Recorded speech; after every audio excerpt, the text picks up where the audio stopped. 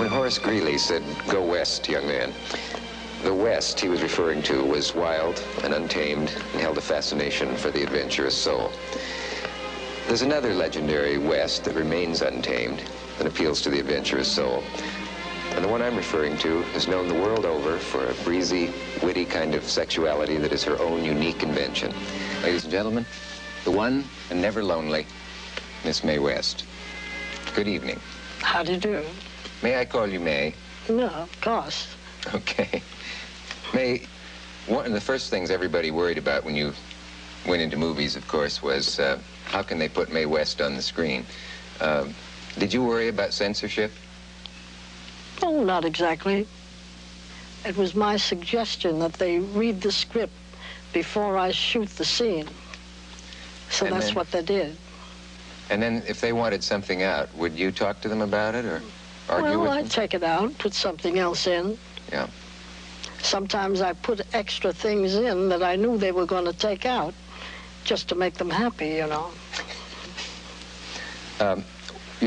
One of your co-stars was a man you sort of discovered by looking out a window. Oh, I was in the office at Paramount, and they gave me a large book with a lot of photographs of different leading men. Mm-hmm. And I was sitting at a table or a desk right near the window and the door.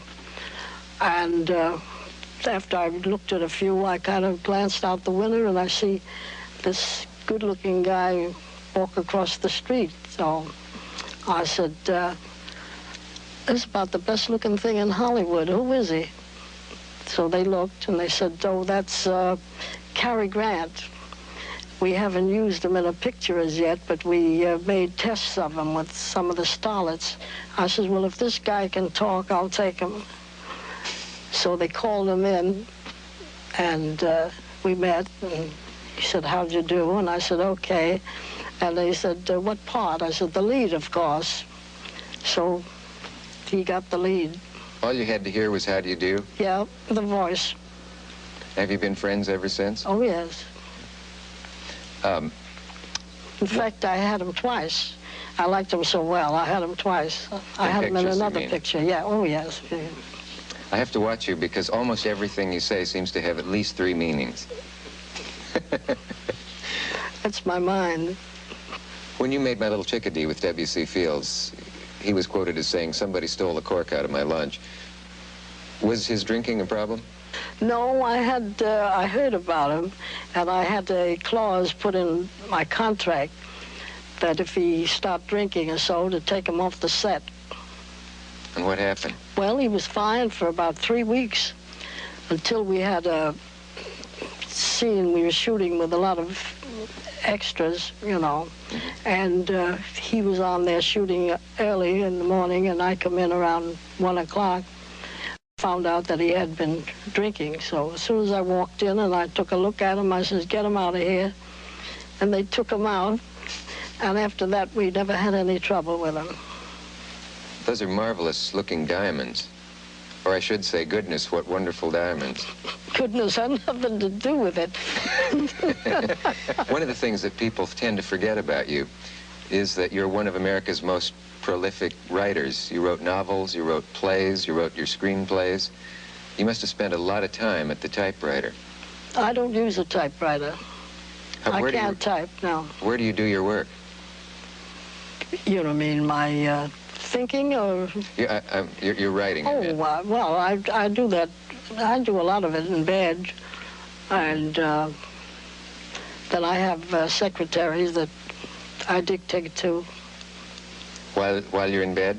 No. After I get out of bed. You once did a play with a very simple title. You know the one I mean? Sex? That's the one. No one It's ever... not so simple. No, but I mean, it's a very... one-word title. That's right. Yeah. That must have been quite shocking at the time. It was. Some of the newspapers wouldn't accept the ad. They put in Mae West in that Satan play.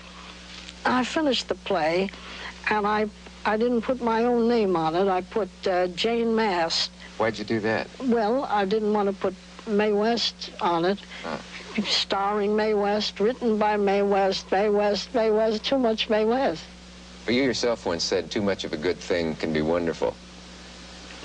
The play Sex was the one you went to jail for.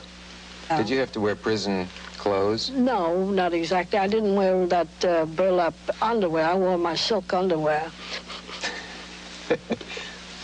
Why do they make prisoners wear burlap underwear? I don't know. Part of the punishment? I don't know. I guess they get used to it and they don't mind it. I never heard any complaints while I was there about their underwear. Once a judge said to you, "Are you trying to show contempt for this court?" And I said, "I'm doing my best to hide it." Were your parents ever shocked at your behavior? No. My mother always thought everything I did and said was great. Just... Are you good in a crisis? What kind of a crisis? Any kind. I was thinking of in your book when you mentioned that you've always been good under pressure, except when your mother died. Oh, yeah. Well, that was the worst tragedy of my life. I don't ever expect anything to equal that or to... Was your mother that much closer to you than your father? Oh, yeah. Yeah. My mother. Yeah. Wonderful woman. What pulled you out of that depression? Well, it took time. It took me about 3 years. Did you think of quitting the business? Was it hard to perform? No, I went on because I knew she wanted me to, you know. Did she live to see your great success? Well, she didn't live to see me in pictures. But she knew. She always knew that I would be, you know. Yeah. At age 15, you wrote a poem that wasn't typical for a 15-year-old. It was called Cave Girl. Can you, oh, yes. Can you recall it? Yeah. I got my smile from the sunshine. I got my tears from the rain. I learned to dance when I saw a tiger prance, and a peacock taught me to be vain. A little owl in a tree so high, he taught me how to wink my eye.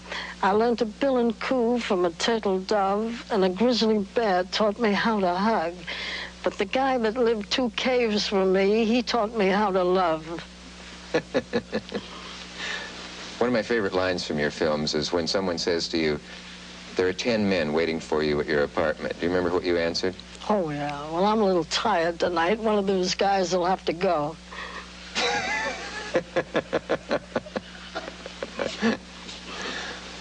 When you first came to Hollywood, did you have any rules for preserving yourself? You know what I mean, surviving?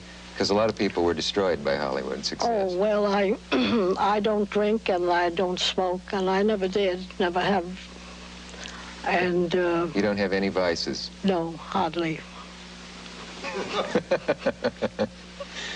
Have you kept a diary of your life? Oh, yes. You to have? a certain extent. Do you think everybody should? Yeah, I figure that you keep a diary, someday it may keep you.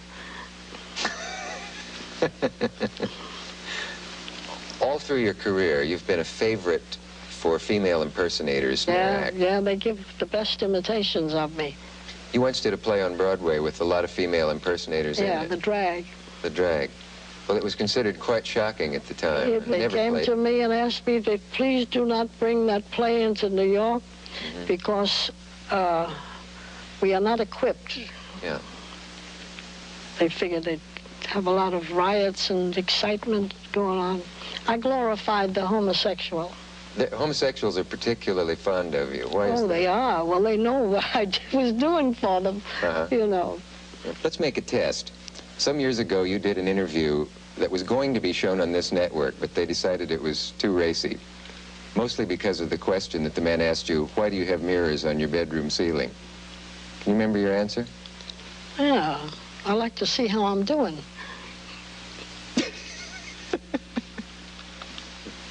Well, if you heard it, things have changed. May I make a deal with you? If we can scare up a few props and put up a little set of some sort, would you evoke some of the magic of the legendary, famous on 2 continents, notorious Diamond Lil? Will they allow it? We'll take a chance. Oh. Okay.